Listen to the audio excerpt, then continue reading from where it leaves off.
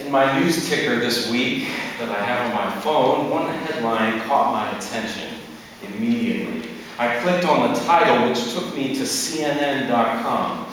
The article began in this way: in a debate between Harvard College students and those from any other college, some might guess that the Harvard students would win. And if the other side was a group of inmates at a maximum security prison, even more so, right? Wrong. That would be a mistake, the article continued.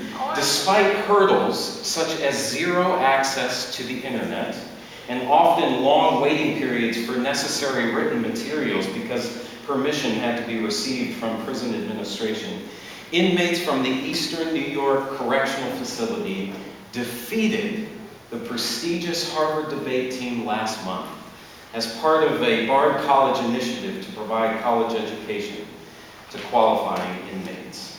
Despite the group's immense hurdles, they somehow managed to win. Even more impressive was the fact that they had to argue a perspective on which each team member disagreed.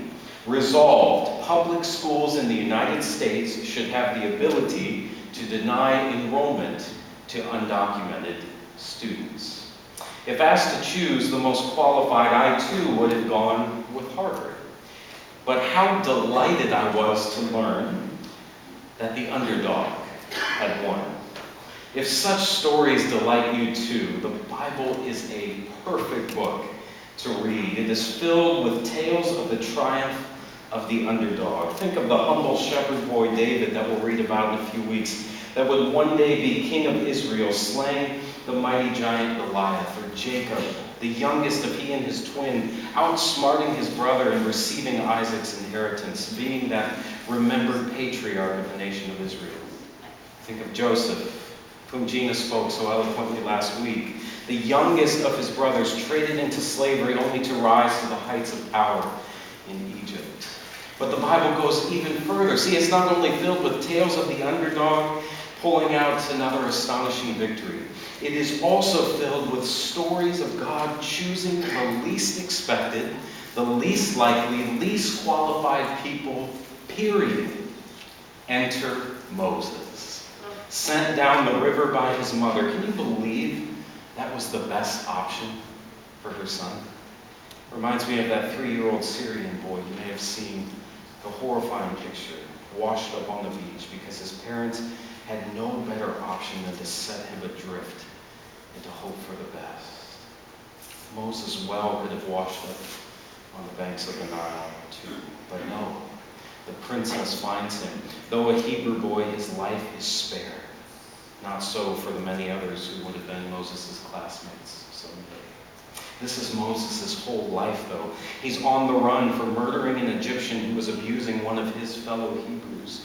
He lands at a well, meets some ladies, marries one of them, and then begins a new career. He's a shepherd for his father-in-law.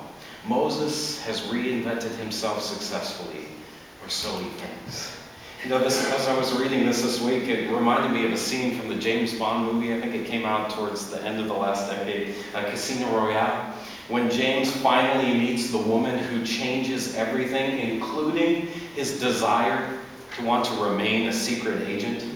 I remember laughing with my buddy Brian in the movie theater as we were watching this. We looked at each other after James tells M that he's leaving the Secret Service, and then laughing said to each other, "Yeah, right." James Bond will always be James Bond, 007. This scene in the beginning of Exodus should inspire the same response in us. Moses thinks he's gotten out of Egypt once and for all. He's out. He's done. Good point, Moses. You're right. So he carries on his shepherding duties and lands at Horeb, another name for Mount Sinai. And here is where history is about to change forever. 400 years of slavery for the nation God had hoped to build. God's had enough. Again, don't try to understand God's timing. It's impossible. Moses then witnesses one of the best-known miracles in all of Scripture, the burning bush, a bush clearly on fire yet not burnt up. The voice of God then speaks. Moses, Take off your shoes, for the place you are standing is holy ground. I had a professor of New Testament at Vanderbilt Seminary who used to take off her 6-inch heels at the beginning of every class period. In that spirit, I'm going to do the same today. It just feels appropriate. The presence of God strips us bare. No amount of layers can hide our true selves from God, our Creator. I am the God of your father, the God of Abraham, Isaac, and Jacob. That's an important refrain, by the way, that we will see throughout the Old Testament. Moses is stunned, as are we. Moses' hero's call has been 400 years in the making. No one until this moment could do it. Again, God's upper story surprises us to the core. The call comes, go down, Moses, as the old spiritual says it. Go down, Moses, way down to Egypt land. There you will redeem my people. You will say to Pharaoh, let my people go. From our lower story perspective, God's call is absurd. It often is, right? As we many times do, Moses respectfully declines. He's a little reluctant. Who am I that I should go to Pharaoh and bring the Israelites out of Egypt? And God simply says, I will be with you. What a promise. Still, the scene reveals just how unqualified Moses is, right? One, Moses stammers. He can't speak that well. Like many of us, it also appears he fears public speaking more than death. Two, he has no leadership experience or communication skills. By the way, he's in his 80s at this point. His 80s. And three, Moses is wanted for murder in the very place he'll have to go to deliver God's message. As Randy Frazee, the author of the story companion, says, it's something like the United States president choosing a migrant worker who picks berries in California to lead a special delegation charged with securing the peaceful release of millions of Americans enslaved by a foreign dictator. The more unreasonable something appears from our limited lower story perspective, it seems we're getting closer and closer to God's upper story vantage point. Moses is a horrible candidate. The weaknesses on his resume would lead any potential employer to turn him down, but not God. God sees Moses' weaknesses as providing the best conduit for God's strength, writes Frazee again. There is no way for Moses to take any of the credit or for those around him to think that his dynamic personality and speaking skills have gotten the job done. No, the only possible way is through God's power and provision. And here's where I think our stories intersect powerfully. Moses says yes. Moses says yes. If it is God whose power will be revealed in our weaknesses, despite our best what we can do, perhaps then the most courageous thing we could ever do is simply to say yes to God. So despite his own objections, Moses took his wife and sons, put them on the donkey, and started back to Egypt. Now just look how many things are stacked against Moses. Back to the land, plastered with wanted posters bearing his picture. Back to the land where the rest of his people are still enslaved. No army at his back, not even a great steed that any proper military leader would have. He rides in on a donkey. Sound familiar? Not a celebrated ruler who won battles, or even a skilled orator who with his words could persuade even the hardest heart. No. Moses is a husband, he's a father, and he's a shepherd who said yes to God.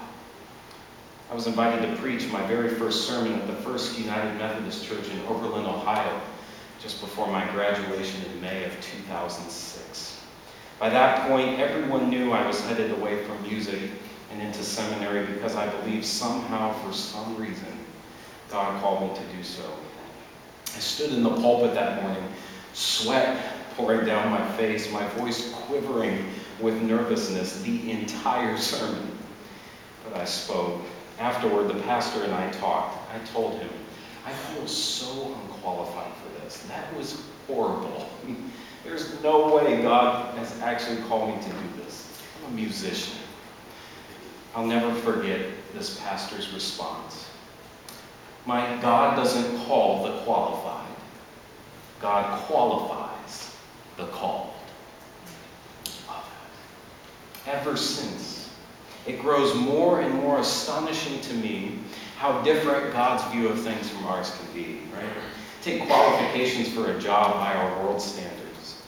As any good employer would do, we're looking for competency, education, experience, even some charm, personality. God's qualifications are, by contrast, almost laughable. A willing and obedient heart. That's it. A willing and obedient heart.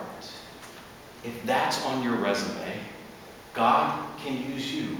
There's a place for you in the kingdom economy. Not even a courageous heart.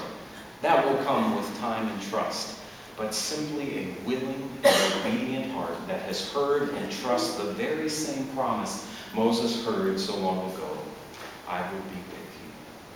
Gina sent me a wonderful African proverb this week that I just love.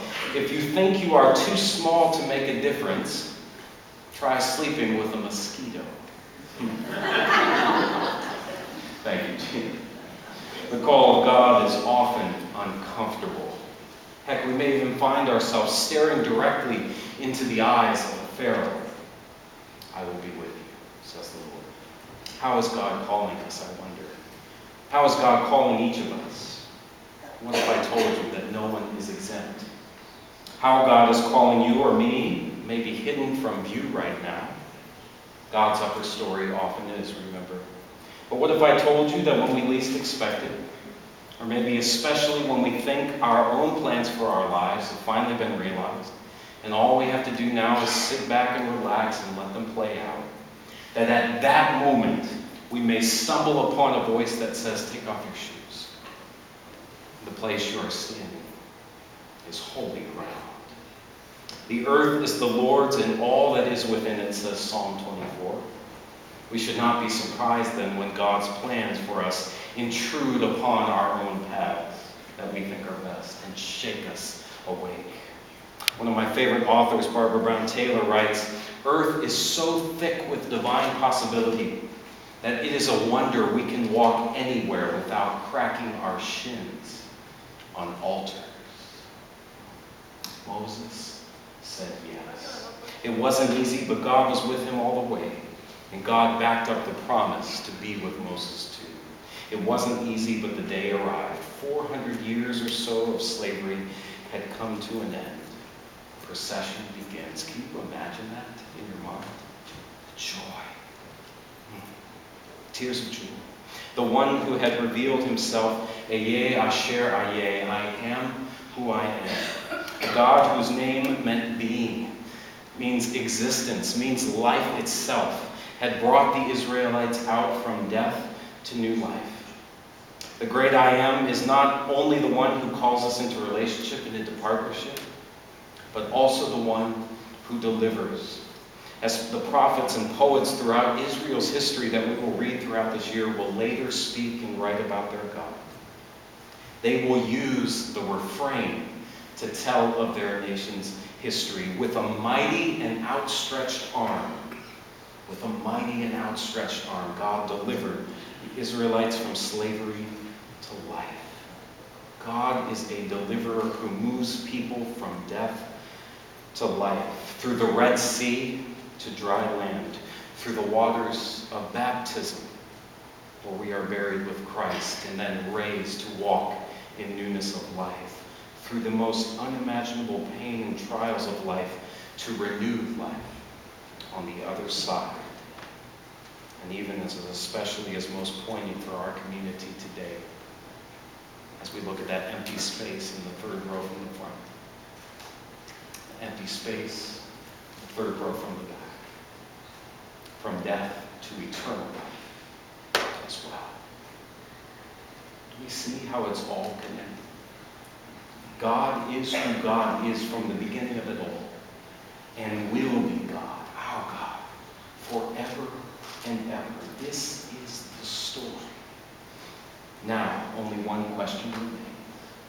Are you ready to say yes when this God who has proven faithful, trustworthy, and loving since the beginning of time, comes calling for you? I hope we'll all say with Moses and many, many more throughout history, here I am. Here I am. Let it be so. Amen.